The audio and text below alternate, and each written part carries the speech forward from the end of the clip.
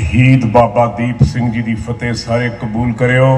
वाहिगुरु जी का खालसा, वाहिगुरु जी की फतेह। 10 दिन पहला मैं बापू जी के घरे गया सी टाला साहब। बाबा दर्शन सिंह जी उत्थे बैठे सी। अक्सर मैं जिंदगी का जो भी फैसला है, जो भी जिंदगी च करना, वो मैं गुरु घर तो आग्या लैके तां अगे हमेशा चले। बाबा जी बैठे सी, मैं भी कोल बह गया, संगत आके बह गई तो मैं बाबा जी हुण बहुत हो गया, बस बहुत कुछ कर लिया, गुरु ने बहुत कुछ देता, बहुत कुछ हुण ज्यादा जियांगे, फिर मन च कोई फुरना आऊगा, फिर कोई गल गलत हो जूगी। हुण एक ऐसा जीवन बिता लिया भी बाबा जी आउण, महाराज आउण ते लै जाण। ते मेरी एक इच्छा है कि मेरी देह नूं इत्थे टाला साहब दे विच 5 सिंह जिहड़े है वो संस्कार करन। बाबा जी ने मैनूं गल नाल लाया। अक्सर गुरु की गल करदा तो अखां चों हंझू आ जाते, मन बैरागी है। वो मैनूं कहण लगे, पुत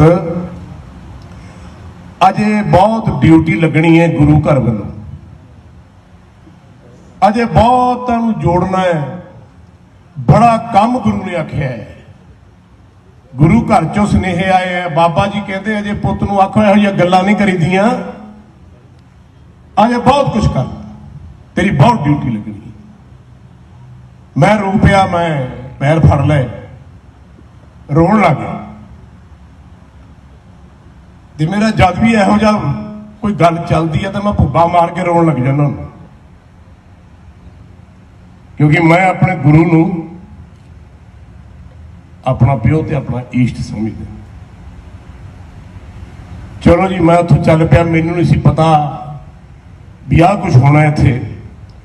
बड़ी प्रेस इकट्ठी हो गई एकदम ही।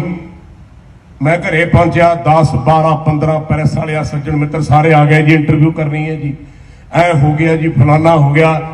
और मैं कहा मेरी इंटरव्यू ना करे, कईयां दे विचों सूल बन के निकल जानी है, छड्ड परे तूं। मैं कहा मैं फकीर जिहा बंदा, मैनूं सच बोलण की आदत है, तो जब मैं सच बोलदा तो कई रात नूं मंजे हिलन लग जाते हैं, तो आपां ना ही करिए तो चंगा। कहते नहीं जी, किसानां ते यह गल आ गई है।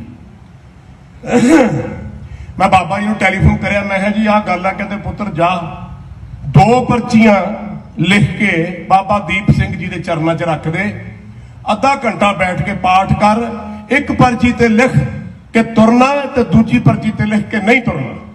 ऐदां ही फैसले होंदे रहे। मैं कहा ठीक है जी। जोत जलाई महाराज के चरणों च, 2 पर्चियां रखियां भी तुरना है कि नहीं तुरना, महाराज थोड़ी मर्जी है दसो। अद्धे घंटे बाद मैं अपनी धी नूं आख्या मीनू भी जा पर्ची चक के लिया।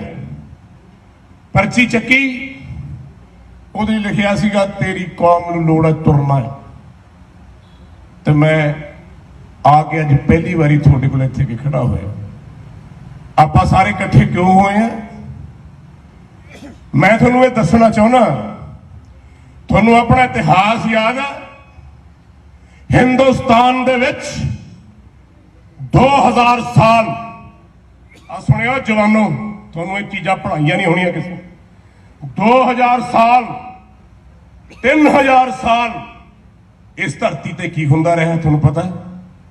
गजनी तो शुरू करा, जे सारी गल सुनावां तो रात भी बीत जानी है, सवेर हो जानी है। पर मैं इत्थे दसणे करके आया, मैं जिथे जाना है, मैं किसी लीडर की गल नहीं करनी, मैं किसी पार्टी की गल नहीं करनी, मैं किसी दी बुरा भला किसी नूं नहीं कहना। मेरे गुरु घर नूं पसंद नहीं है। मेरा इको ही काम है तुहानूं ये दस देना कि तुसीं अपने दादे परदादे अपने बुजुर्गों नूं जाणदे हो। तुहानूं पता है थोड़े माता पिता कौन ने, थोड़े वड वडेरे कौन ने, नहीं पता।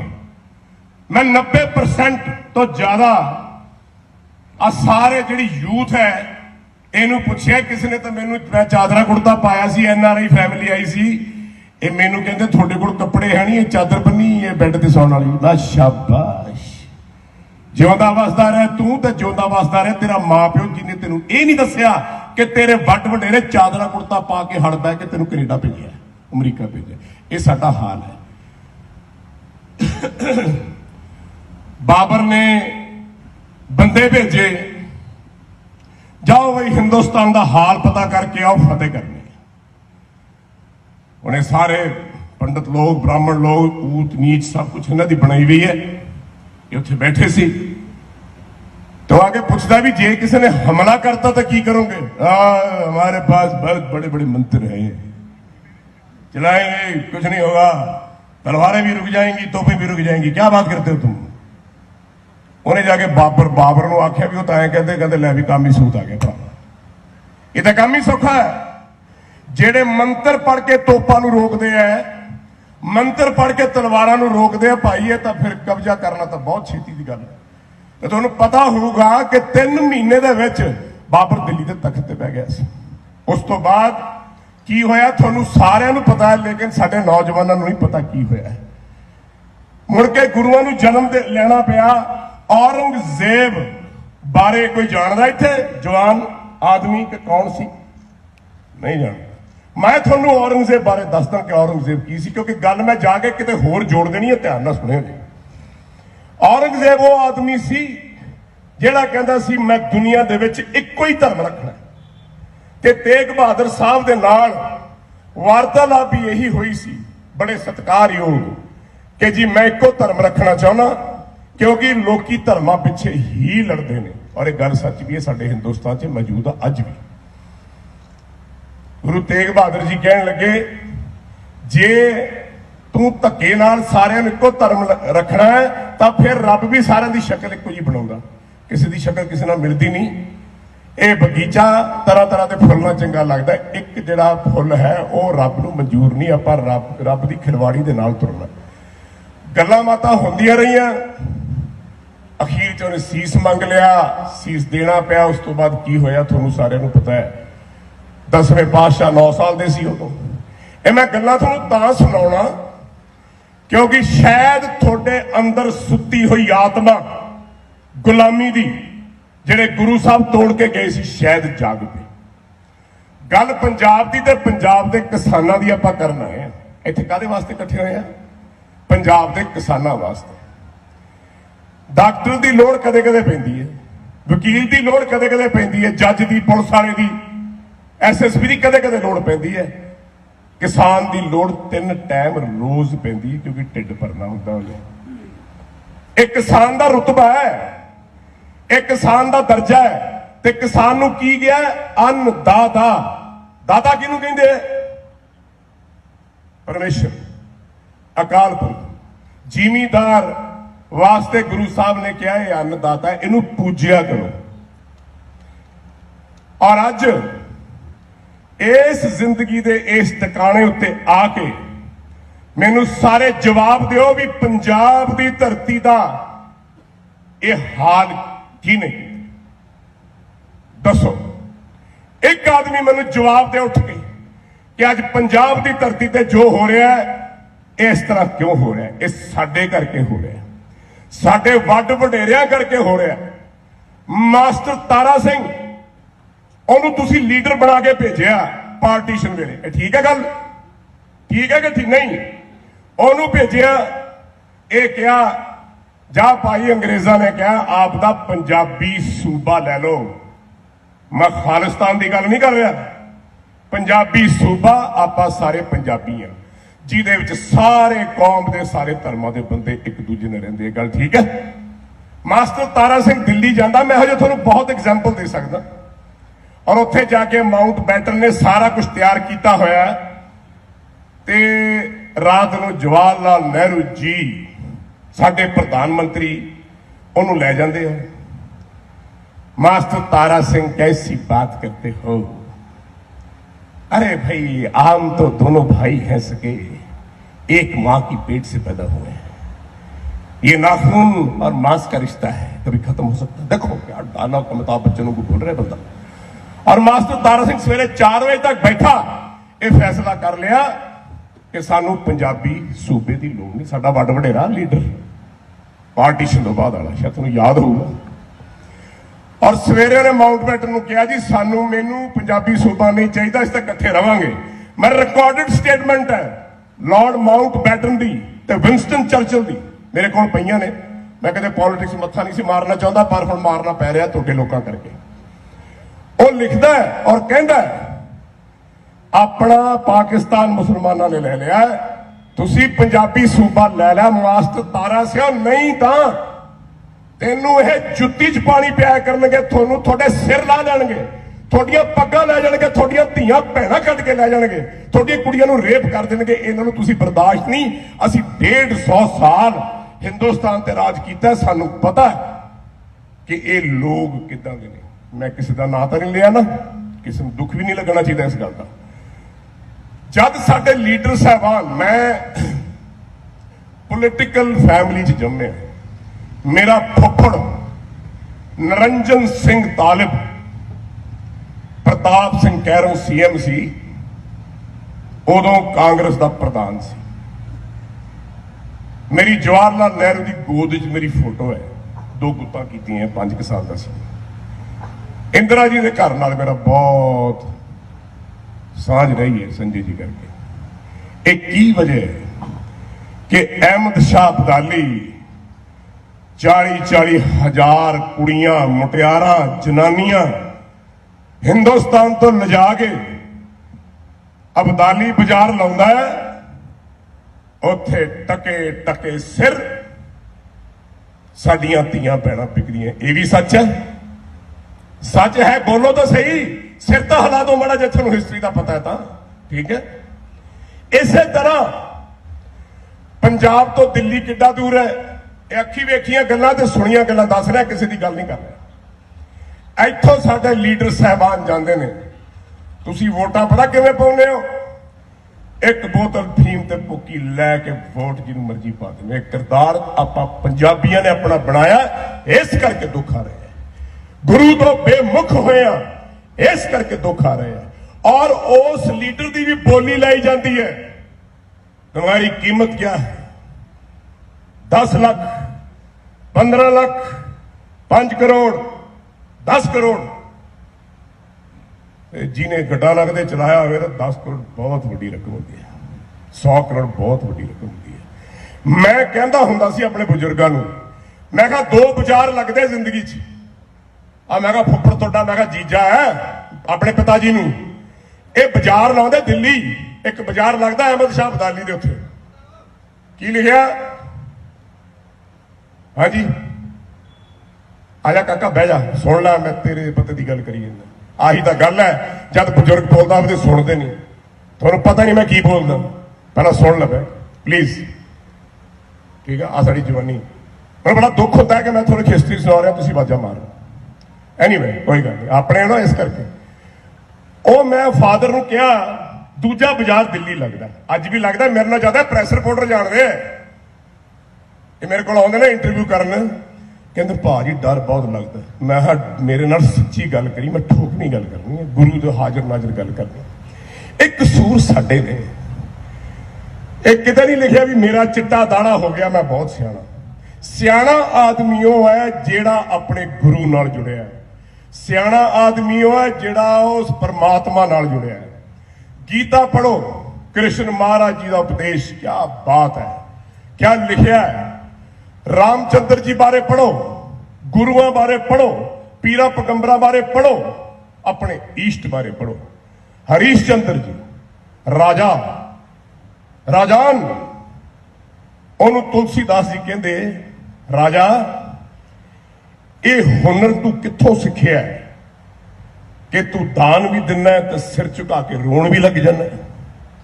चिट्ठी लिख दे, हरीश चंद्र जी चिट्ठी लिखी,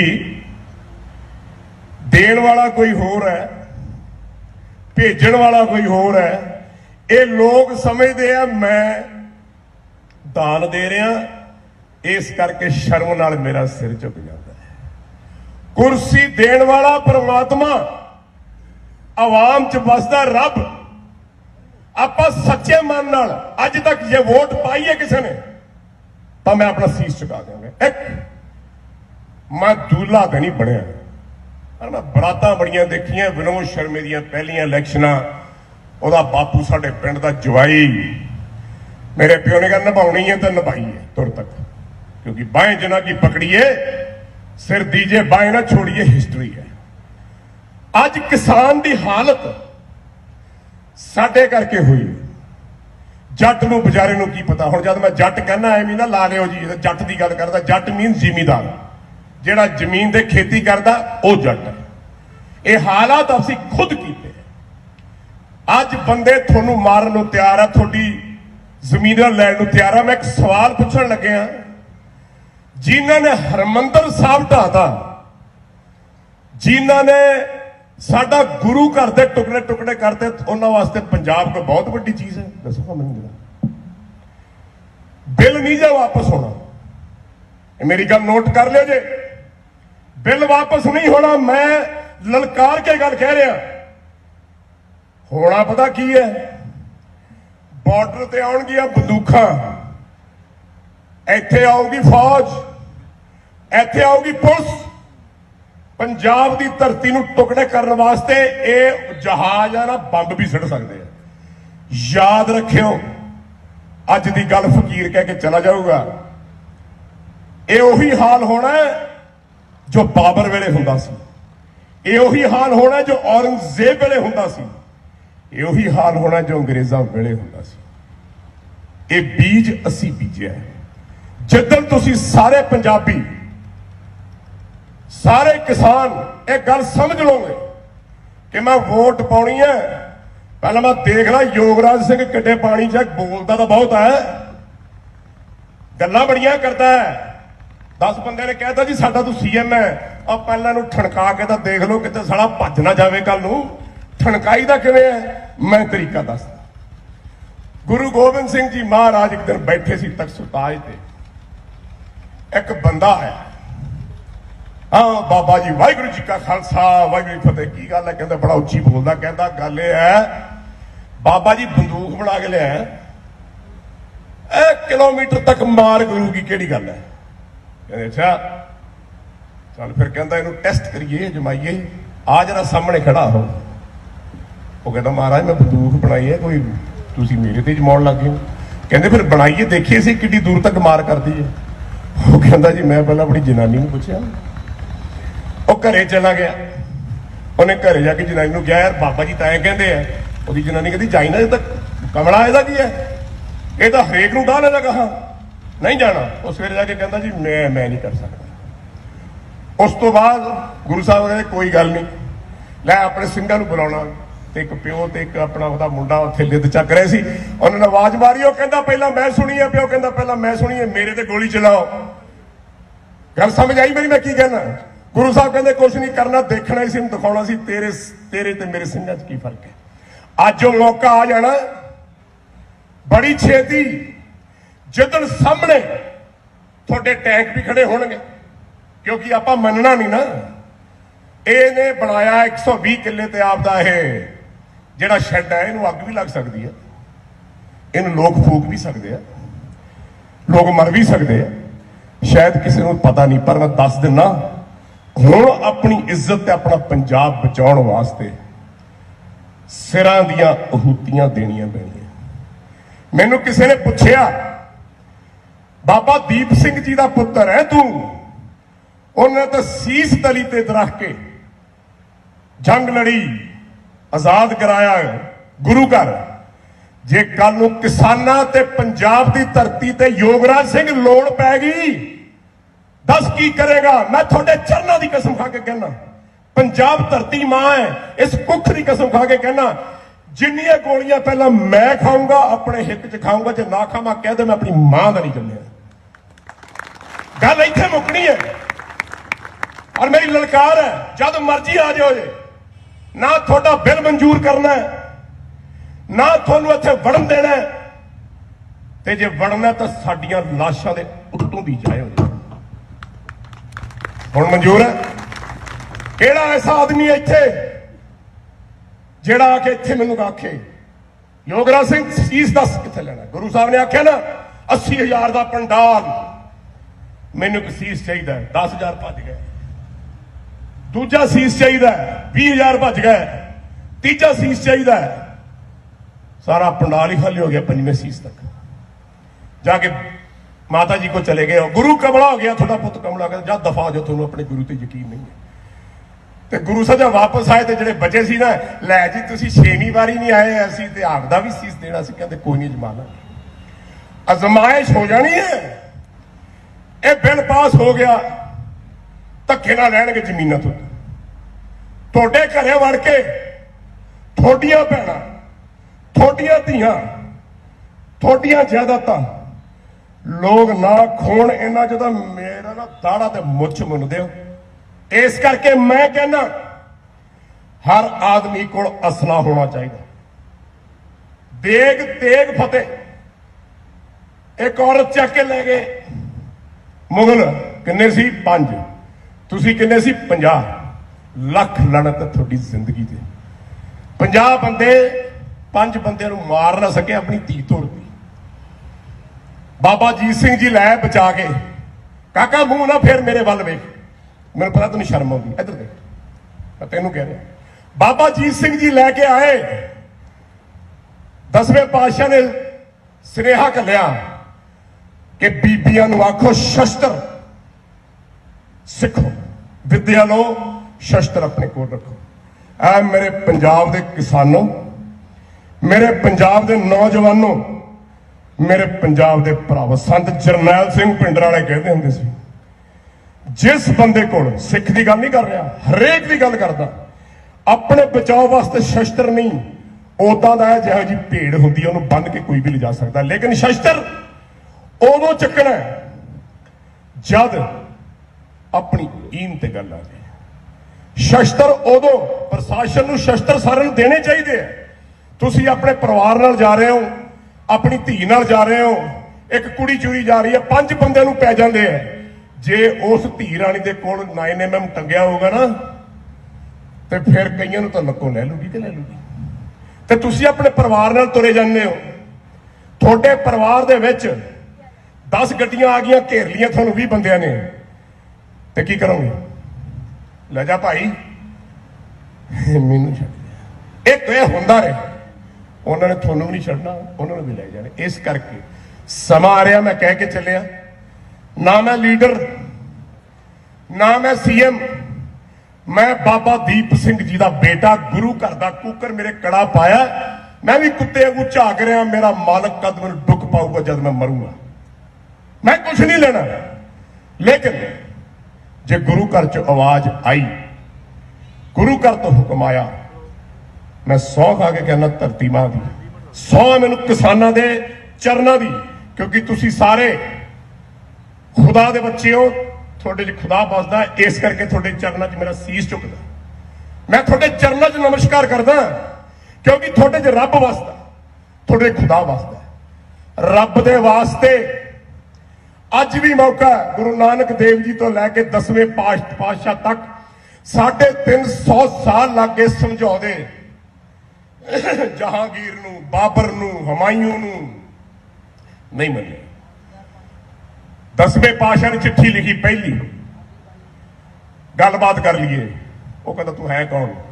ਦੂਜੀ ਚਿੱਠੀ ਲਿਖੀ, ਤੀਜੀ ਲਿਖੀ, 15 ਚਿੱਠੀਆਂ ਲਿਖੀਆਂ ਜਿਹਦੇ ਵਿੱਚ ਗੱਲਬਾਤ ਦੀ ਗੱਲ ਕਰ ਲਈਏ।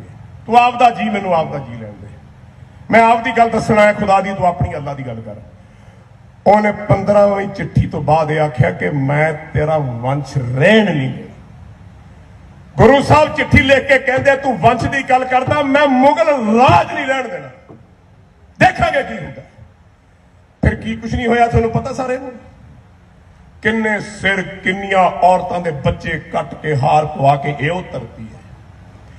ਕਿਹਨੂੰ ਗਲਤਫਹਿਮੀ ਹੈ ਪੰਜਾਬ ਲੈ ਕੇ ਜਾਣਾ? ਜੇ ਕਿਸੇ ਨੂੰ ਗਲਤਫਹਿਮੀ ਹੈ ਤਾਂ ਮੈਂ ਉਹਨੂੰ ਦੱਸ ਦੇਣਾ ਚਾਹੁੰਦਾ, ਇਹ ਉਹ ਕੌਮ ਹੈ ਜੇ ਇੱਕ ਵੀ ਜਿਉਂਦਾ ਰਹਿ ਗਿਆ ਤਾਂ ਵੀ 1.25 ਲੱਖ ਦੀ ਪੈਦਾਸ਼ ਕਰੂਗਾ। ਇਸ ਕਰਕੇ ਯਾਦ ਰੱਖਿਓ, ਆਉਣ ਵਾਲਾ ਸਮਾਂ ਐਸਾ ਭਿਅੰਕਰ ਹੈ। ਮੈਂ ਗੁਰੂ ਦੀ ਗੱਲ ਕਹਿ ਰਿਹਾ ਤੁਹਾਨੂੰ, ਤੁਸੀਂ ਰੋਇਆ ਕਰੋਗੇ, ਯਾਦ ਕਰਿਆ ਕਰੋਗੇ ਮੈਨੂੰ ਵੀ ਇੱਕ ਫਕੀਰ ਆਇਆ ਸੀ, ਬਾਬਾ ਜੀ ਦਾ ਬੇਟਾ ਗੱਲ ਕਹਿ ਗਿਆ। ਪਰ ਹਾਂ, ਜੇ ਨਾਲ ਇਕੱਠੇ ਤੁਰੋਗੇ ਤੁਹਾਡੇ ਘਰ ਵੱਜ ਜਾਣਗੇ। ਮੈਂ NRIਆਂ ਨੂੰ ਇੱਕ ਗੱਲ ਕਹੀ, ਮੈਂ ਆਪਣੇ ਪਿੰਡ ਦੀ ਗੱਲ ਕਰਦਾ, ਚਲੋ ਕਹਿੰਦੇ ਪਹਿਲਾਂ ਆਪਣੀ ਚਾਦਰ ਦੀ ਗੱਲ ਕਰੋ, ਦੂਜੇ ਦੀ ਗੱਲ ਨਹੀਂ ਕਰਦੇ। पिंड मेरा कनेच सानेवाल दे कोल, मैं अज भी जाना। शेरशाह सूरी की बावड़ी है, समाधा बनिया मेरे बुजुर्गों दियां, मैं भुब्बा मार के रोना।